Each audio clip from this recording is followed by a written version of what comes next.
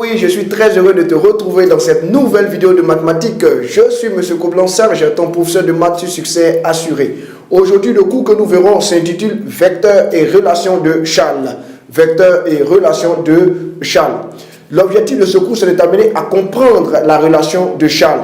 Et comme plan de ce cours, on verra l'énoncé de la relation de Charles avec des explications plus en détail. Ça va? Tu es prêt pour ce cours? On y va. Énoncé de la relation de Charles. Il faut savoir qu'en géométrie vectorielle, la relation de Charles est une relation permettant d'additionner deux vecteurs dans un espace affine. Ainsi, pour tout point A, B et C du plan, on a le vecteur AB plus le vecteur BC qui est égal au vecteur AC. Tu peux le voir sur la figure qui s'affiche devant toi à l'écran. Donc ici, tu vois dans la relation vecteur AB plus vecteur BC égale à vecteur AC, tu vois ici qu'on a B et B qui sont en vert. Et ces deux B là, ça va, on finit par disparaître pour laisser place à A et à C. Ça va? Donc on a AB vecteur plus BC vecteur. Ça va? Les B ont disparu pour laisser place au vecteur AC. Ça va? Voilà ce qu'on appelle la relation de Charles. Ça va? J'espère que tu me suis attentivement. Il faut aussi savoir, en remarque, que dans le triangle ABC, on a également les relations vecteur AC plus vecteur CB qui est égal au vecteur AB. Ça va? Ici, tu vois que les points C, c'est-à-dire le premier point C qui termine le vecteur AC et le point C qui commence avec le vecteur CB, ces deux points-là disparaissent pour laisser place au vecteur AB. Ça va? C'est ce qu'on appelle la relation de Charles. On a aussi le vecteur BA plus le vecteur AC qui est égal au vecteur BC. Ça va? Les points A et A, ici mis en évidence en vert, ont disparu pour laisser place à BC. Ça va? Donc, ce qu'il faut savoir ici en astuce, c'est que la relation de Charles est un cas particulier d'addition de vecteurs. Elle ne peut s'appliquer que lorsque l'extrémité du premier vecteur correspond au même point que l'origine du deuxième vecteur. Il est très important de savoir cela. Ça va? L'extrémité du premier vecteur correspond au même point que l'origine du deuxième vecteur.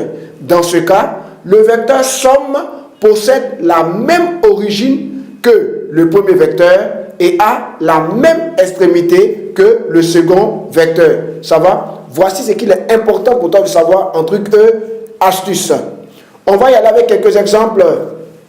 On a le vecteur AB plus le vecteur BC qui est égal à quoi? Qui est égal au vecteur AC.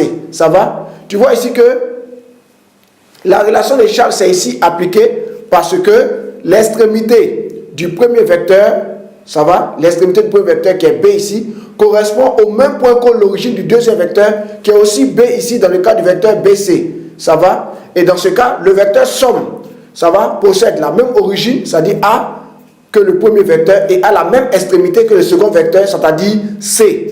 Ça va? Donc, voici un peu ce qu'on appelle la relation de Charles. Comme autre exemple, on a le vecteur AM plus le vecteur MB qui est égal au vecteur AB. Ça va? Ici, par exemple, si on écrivait le vecteur AM plus le vecteur BM, on ne pourrait pas dire que ça donne le vecteur AB. Ça va? À supposer qu'on avait le vecteur AM plus le vecteur BM. Ça ne pouvait pas donner le vecteur AB.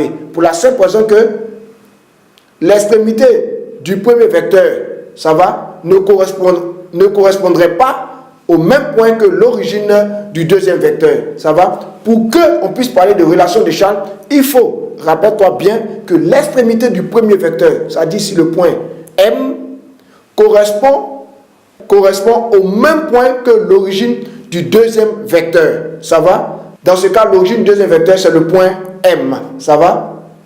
Ok, on va terminer avec ce dernier exemple. On a le vecteur CG plus le vecteur GN qui donne quoi ici? Le vecteur CN. Voilà, ça veut dire que tu as compris ce qu'on appelle la relation de Charles.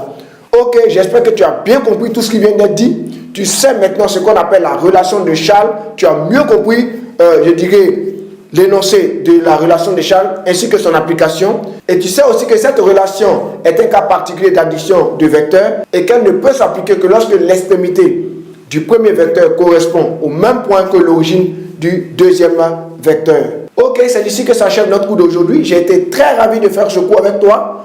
Je sais maintenant que toi et moi, nous savons de façon plus claire ce qu'on appelle la relation de Charles. Porte-toi bien et à la prochaine dans une autre vidéo sur succès assuré. N'oublie pas, les maths, c'est de l'art. Succès assuré.